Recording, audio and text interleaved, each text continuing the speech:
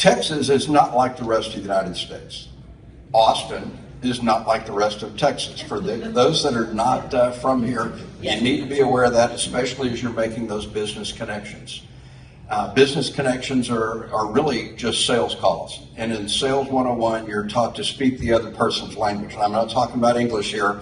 I'm talking about, and I've heard it over and over today, and this is not a bad thing. I consider myself an environmentalist. Stop saying green in Texas, please, if you want to be successful. Now, the grid here, a brilliant idea that, and Texas has its own grid separate from the rest of the United States, which is odd. There's a lot of things odd in Texas, but a lot of us have the ability to choose our electric retailer. And the electric industry has been broken into three segments. There's power generation, power transmission, and then retailing to the end users. So a lot of us get to pick our own retailer. Now, because of that competition drove prices down. So Texas has had the enviable position of very low price electricity, low price gasoline compared to the rest of the United States. Now, the downside of that is when you're competing on price primarily, you tend to cut corners. And you may have heard of the ice storm Uri that happened a few years ago. More than 100 Texans died during that. And it was originally blamed on renewable energy. But what it turned out to be was the gas power plants didn't winterize. And failing to winterize, moisture got into the pipelines, and it just shut everything down. And it was actually renewable energy that saved us. By the way, in case you don't know this, everybody thinks California is the renewable energy center of the United States. Wind energy is number one, is Texas. Solar energy, number one, is Texas. Utility scale battery energy storage is Texas.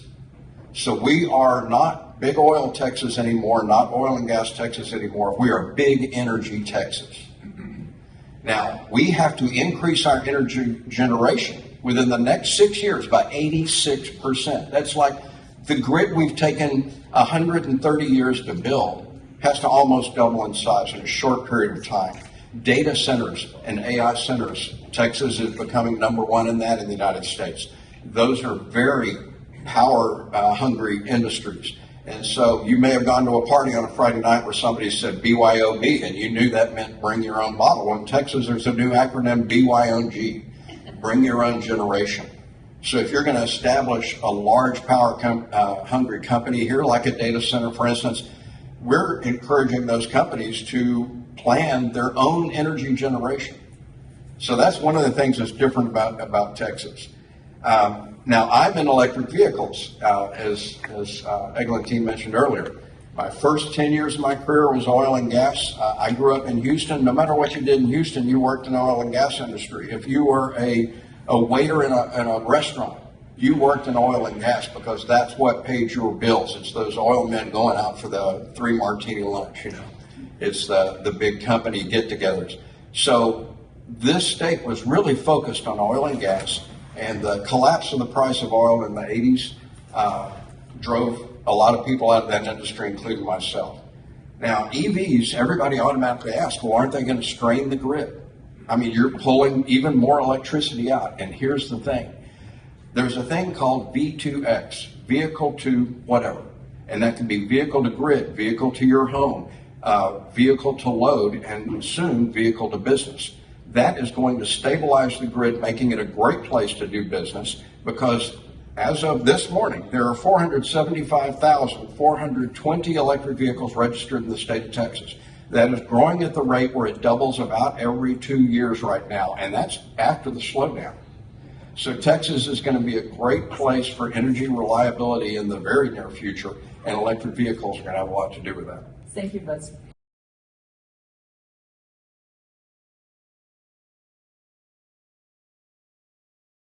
Consumer Reports, using their annual automotive survey information, did some background on this, and the truck driver story that came up early was great, and it kind of gives you a glimpse of this. If you know nothing about electric vehicles in Texas or in the United States, 40% of us say, I'll never own one of those things.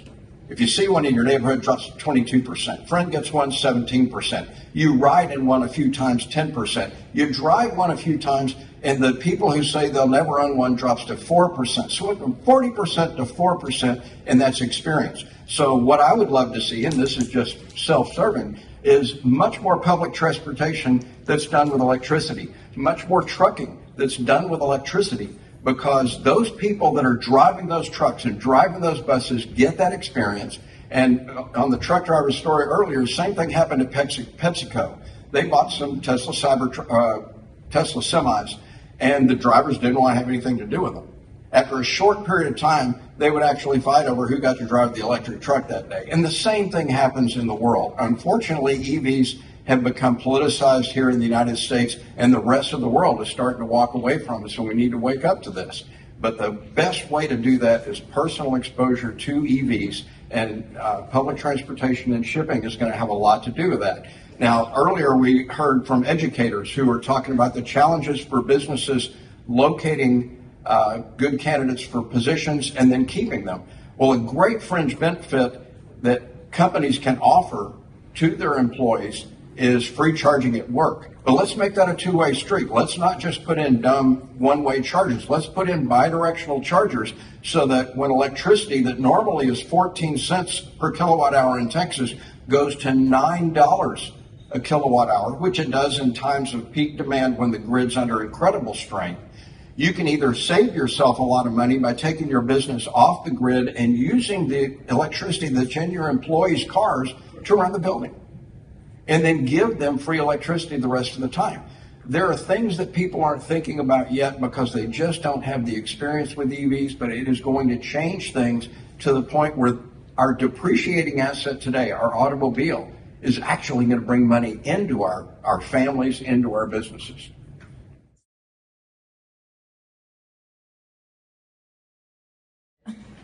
I rode a Trek bicycle for 35 years for physical fitness. My wife got an electric bicycle. Within a month, I got one. I haven't touched my Trek since then. I'm still getting great exercise because you can turn up or turn down the battery assist. But this is going to be a great thing. If you haven't gone and ridden an e-bike, give it a try. But think about the ability to commute and not show up to work covered in sweat. Not everybody has 4 seasons, which is what I was laughing about Quebec.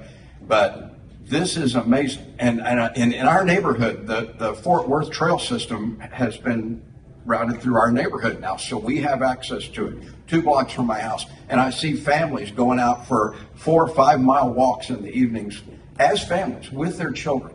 So this is something that builds communities. And it gives us the opportunity to not sit there in a car alone next to somebody else in their car alone, stuck behind 1,000 more people in their cars alone. We can get out there on the trails, enjoy them. There are parts of Fort Worth you don't even know you're in a city anymore. They're in such dense woods as these trails go along. Great way to live. Thank you both.